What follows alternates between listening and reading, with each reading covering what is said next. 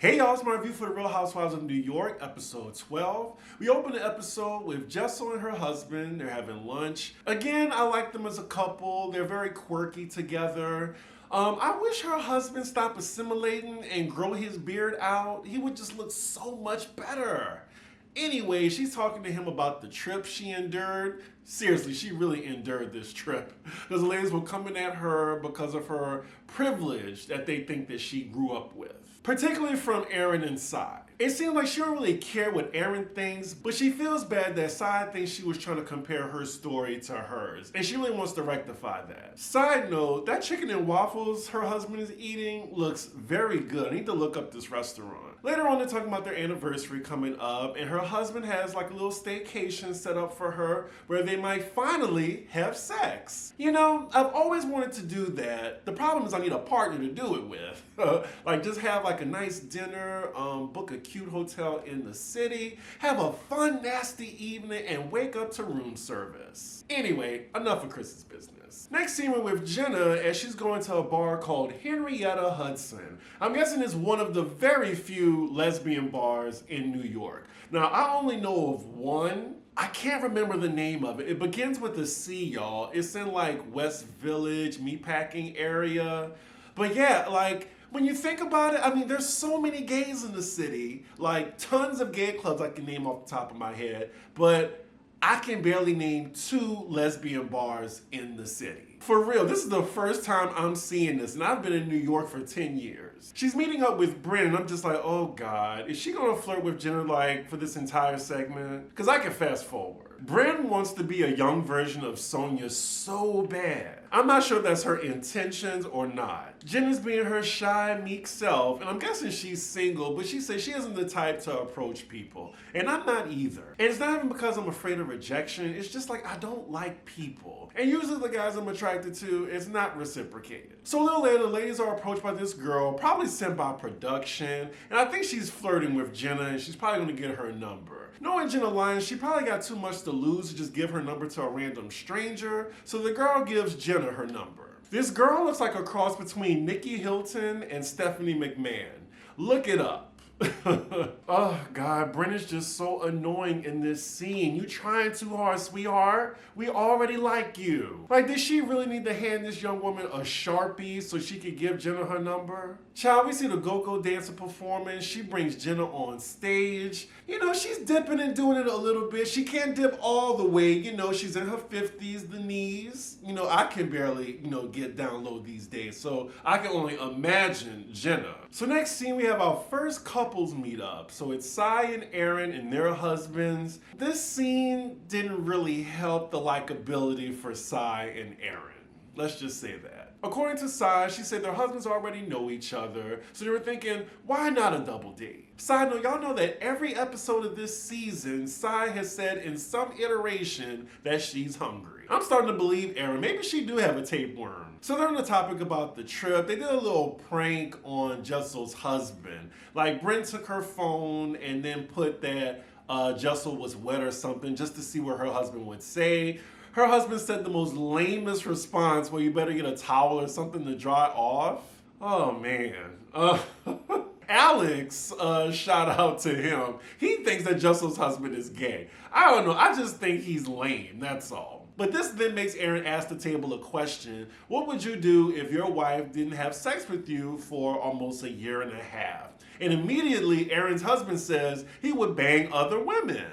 Now, they all laughed at that, but I definitely believe him, and I think Aaron should be concerned about that. Sai's husband, though, who usually has words of wisdom, he just says the relationship would be over. Now, I think the correct answer should be the husband should be asking the wife, at least by the first 6 months they not having sex, is anything wrong? That's the first question you should ask, in my opinion. But what do I know? I'm a gay man, not a straight one. So now on the topic of sex in general, Aaron's saying that she would have sex with another man, but then her husband is saying, well, what we talked about. I'm surprised they're talking about this on camera. But it looks like they're fine with swinging or having an open relationship or threesomes in that area. Of course, her husband has the guidelines that it has to be 2 women. It never can be, 2 men and 1 woman. So her husband's clarifying. He's saying that you can have sex with another man, but I have to be in the room. I can't know the person. So you're just gonna watch your wife have sex with another man. I don't know. The conversation is just going a little off the rails for me. Aaron then makes the conversation worse by saying Jenna told her that if they add a gay man, then it's fine. Then it's just sex. Like, just using a gay person just for sex. She said she would sleep with a gay man if they were in the middle of the road. I'm guessing she meant bi. Which definitely there's a difference between being gay and bisexual. Did she really just say bring in the gays when it comes to her sex life? Like, they just have them on assembly lines at Home Depot. You could just pick you up a gay to have sex with and save your marriage? Let's move on, y'all. Oh my God. So we found that the next activity the ladies are gonna have is, wait for it, a sound bath. Like, we need to ban this on reality television. It's worse than goat yoga. Oh my God, another sound bath? Production didn't veto this idea. Sai and Aaron seem to be excited about it. I'm with the husbands. It sounds like a terrible idea. Like, I wouldn't do it for free. Well, that was a lame couple scene. Next scene, we're with Bryn as she goes to an antique bookstore. And yes, my finger is on the fast forward button. Bryn has an interesting style, especially with this new confessional look. Someone on Twitter says she dresses like she's about to board the Titanic, and I definitely agree. Now, I'm sure Bryn did this scene to show off like another layer of her, but unfortunately I'm bored, so fast forward. So next scene, we're at this sound bath, and all the ladies are there with the exception of Bryn, who just got COVID.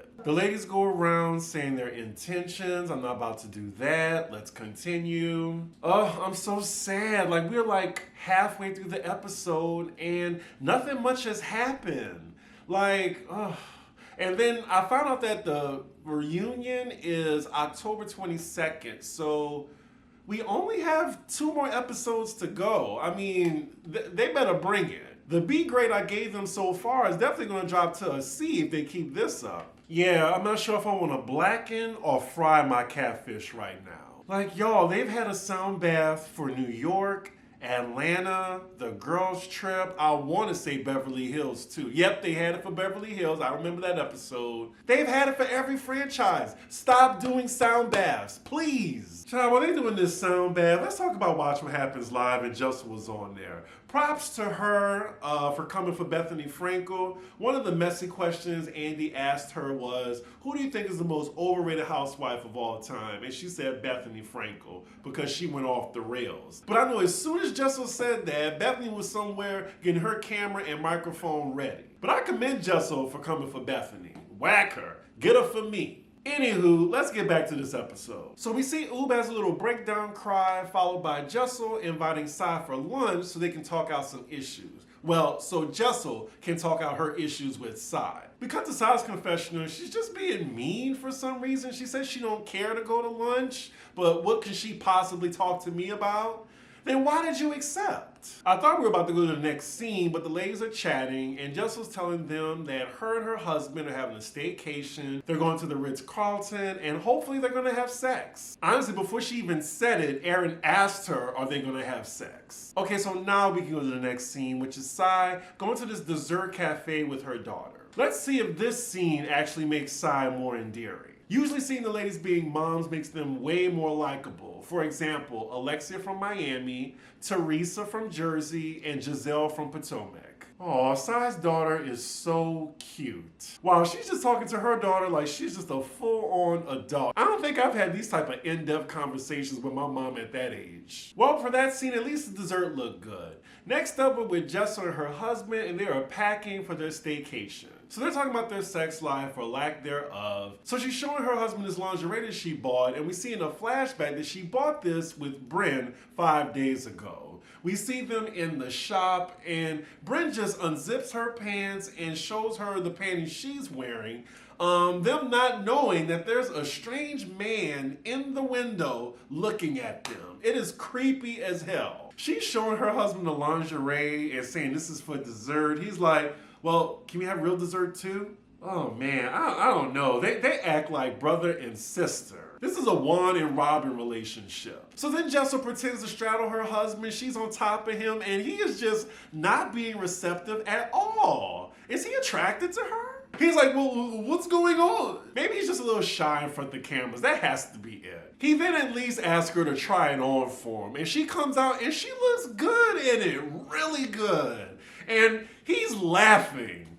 Oh my God. I would have said, cut the cameras, dead ass, if I was him, if I was a straight man. But okay, Jessel, you go, girl. You look good in that lingerie. It looks way better than the one Jenna gave you. So next scene we're with Uba, and why is the cameraman in there as she's stripping down to get in the bathtub? This scene is definitely wasted on my gas. So then she calls Brent on FaceTime, like it's perfectly set up, and she's having a bubble bath, and she has the chocolates in her hand. Too orchestrated. So Brent still has COVID, and Uba's just updating her on what happened at the sound bath. Gosh, why is Jessel and her husband's sex life such a topic of conversation amongst the ladies? I'm starting to see why Jessel is closest to Andy for the reunion, because these ladies can't stop talking about it. Wow, so they really ain't talking about nothing. So next scene, and I'm pretty sure they're gonna end it here, Jessel is meeting up with Sai for lunch. So Sai gets there first.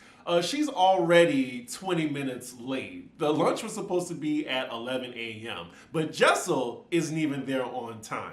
So then we see Sai, she's just sitting there waiting, and she's getting increasingly annoyed by this. We cut to her confession, and she says she didn't even want to come to this damn lunch in the first place, and how dare Jessel is late. So then a little bit later, we see Jessel come in, and she's 41 minutes late. But technically, you know, Sai was only waiting for 20 minutes. I'm kind of split on this because first, Jessel shouldn't be late for a lunch that she planned. Like 20 minutes, fine, but 40 minutes? Like what if Sai got there on time? Like I probably would have left. And also, I looked up the restaurant. It's Lower Manhattan, and Jessel lives like in Chelsea area. It wasn't that far, unless she works in Harlem or Brooklyn somewhere. But then on the other hand, Sai was late herself by 20 minutes, so what if Jessel got there on time? She would have had Jessel waiting. 20 minutes waiting on somebody is not that bad. But anything over 20 minutes, like 25 and 30, I would think Jessel would at least call. So I think in conclusion, Jessel is more at fault because she could have at least texted Sai that she was going to be late. So she sees Sai, and Sai is pissed. I mean, at least Jessel said sorry. It just sucks for Jessel because now you got an annoyed Sai who's probably hungry too. Also, not Sai trying to shame Jessel for having a drink in the middle of the day. I mean, middle of the day, like 11 o'clock to 1, I could have me a nice mimosa or like a French 75 or Aperol Spritz or something. Ain't nothing wrong with that. And then it's 5 o'clock somewhere in the world. Sai then continues to complain and says, you could have did this on a weekend. And Jessel's like, it's a Friday. I get it. People still work in New York like during the day, so it's still a work day. I get what she means. But if that's the case, how come Sai didn't say something? This lunch just isn't starting out well at all, and if I was Jessel, I probably would have scrapped my plans to talk my issues out with Sai and save it for another day. So the first topic of conversation, Jessel's letting her know that her staycation with her husband was a success. They had sex, allegedly. But we cut to Sai's confessional, and she doesn't believe Jessel. Like, why would she lie about that, first and foremost? And she normally complains about Jessel opening up to her, and then when Jessel does, you accuse her of lying. So then Jessel's telling Sai about her husband going to Vietnam just for the mileage. And look, the judgment is already on Sai's face. She thinks it's strange. Jessel tells her though that it's not strange to her, and he frequently does it. Now I won't fault Sai for this because it is kind of strange to the average person hearing that her husband would just go to Vietnam for a day. So then we get to the main reason why Jessel invited Sai to lunch in the first place, which is to clarify and apologize if she thought that Jessel was trying to compare her story growing up to hers. Jessel apologizes, and all Sai has to say is, you know what, honestly, I really don't care. And I'm just thinking, how rude and fucking dismissive. Like, Sai's just getting more and more unlikable as the episodes progress. Like, why be so mean about it? And of course, Jessel is taken aback by this. Sai says, well, I'm not offended, and you could have phoned me for that. Damn. I get Jessel can be annoying sometimes, but I don't think she deserved that. It looked like Sai just don't like her. So then Sai basically implies to Jessel that the story she told her was, I guess, missing details or is not straightforward enough for her. That's why she gets offensive. And Poor Jessel in this scene. I feel bad for her because she looks frustrated that Sai isn't really receptive to her apology or just trying to open up to her in general. Jessel even tells her that she's afraid to even open up to the ladies because they pick apart her story.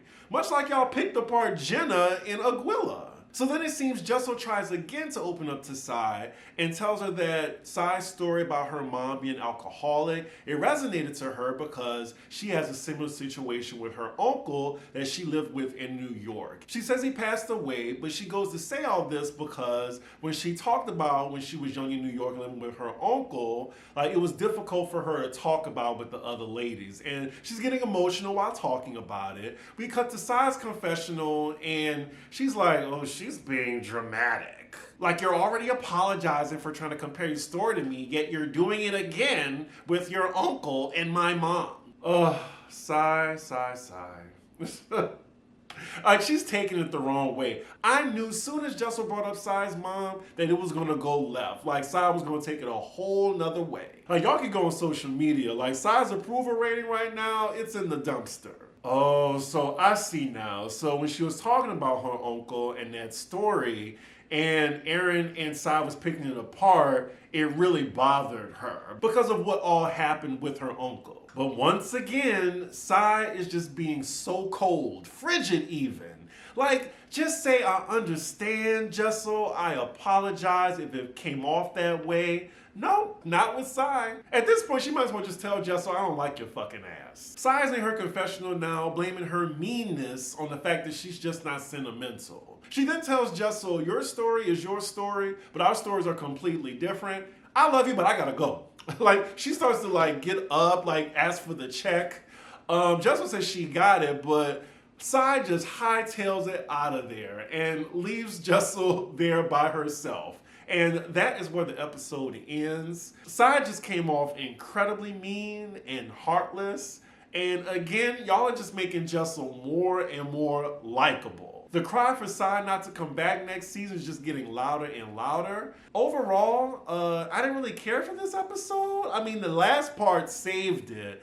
But I'm getting concerned because it's been going down and it should be going up so I can be excited for the reunion. I'm not excited for the reunion, and I wonder, is there a reason we haven't seen the trailer yet? Because it comes out in 2 weeks. I'm nervous, y'all. Y'all let me know what y'all thought about this episode, and more importantly, whose side are y'all on, Sai or Jessel? I think I'm on Jessel's side. Like, I really wanted to like Sai. I liked her in the beginning of the season, but she's just so damn mean and pretentious. I'm not feeling her. With that, make sure you like, comment, and subscribe, and I will see y'all for the next episode. Bye.